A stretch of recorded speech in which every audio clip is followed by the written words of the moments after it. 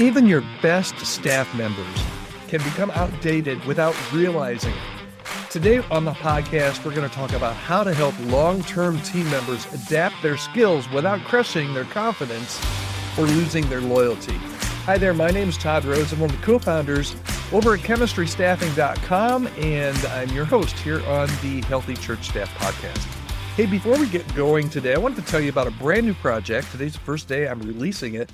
It's called Church Leadership Radar, churchleadershipradar.com. It's a daily email newsletter that you can get. It's absolutely free, but it tells you, it brings together a lot of the things that I'm looking at.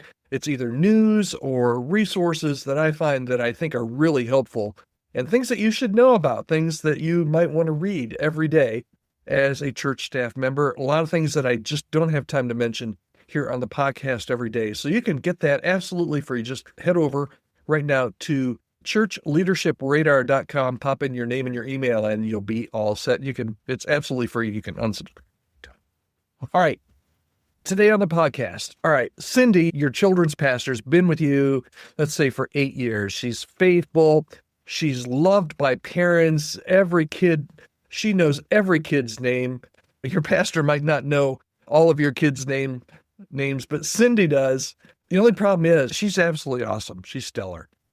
Here's the problem, though. Her programming looks exactly like it did back in 2016. The same games, the same songs, the same approach to everything. And meanwhile, the new families visiting your church expect something maybe a little bit completely different than the 2016 children's ministry program. And you're watching Cindy's competence slowly turn into, can we say it, kind of incompetence, okay? And she has no idea that it's happening.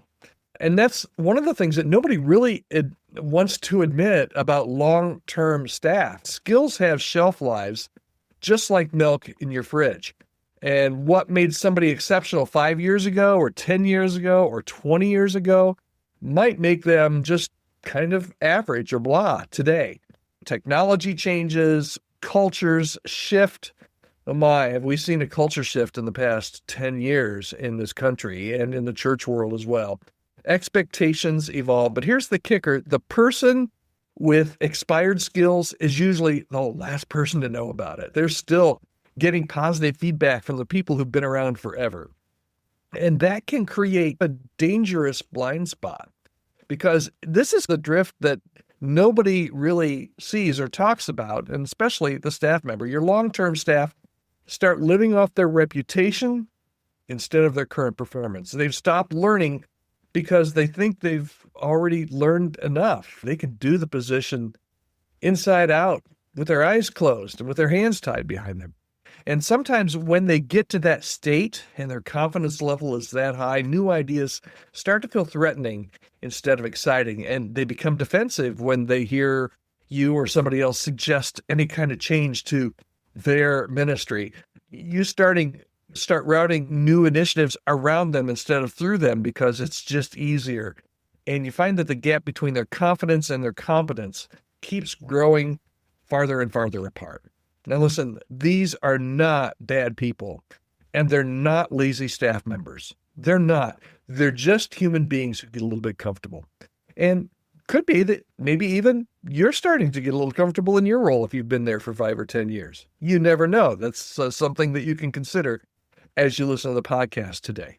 So what I'm going to hopefully get you to think about this week is what I call a skill refresh strategy, okay? And it starts with curiosity, not with criticism.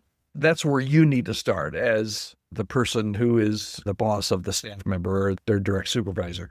You always want to start with curiosity and not criticism. And here's what I mean. Instead of telling them what they're missing or just saying, hey, I want you to do this, ask them what they're learning. Okay? Ask them what they're learning instead of telling them what they're missing. Send them to some conferences in their area of ministry. Pair them with some newer staff members who can maybe give some or share some fresh perspective. Maybe try and do everything you can to create a culture where everybody is just expected to grow, not just the new hires. And this is really important.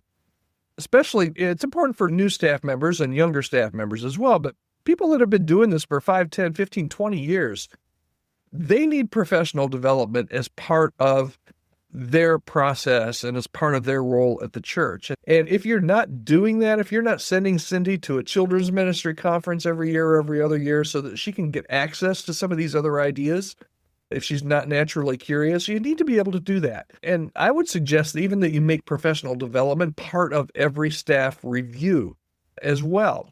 And you just need to be able to celebrate when somebody changes an approach or tries something new. You need to take away, I've seen some churches that are just so risk aversive that they don't want anybody to try something new. You need to be able to give people, especially long-term people, the opportunity to try new things, to change new things, and encourage them to do. And then when they do that, even a small thing, celebrate that with them.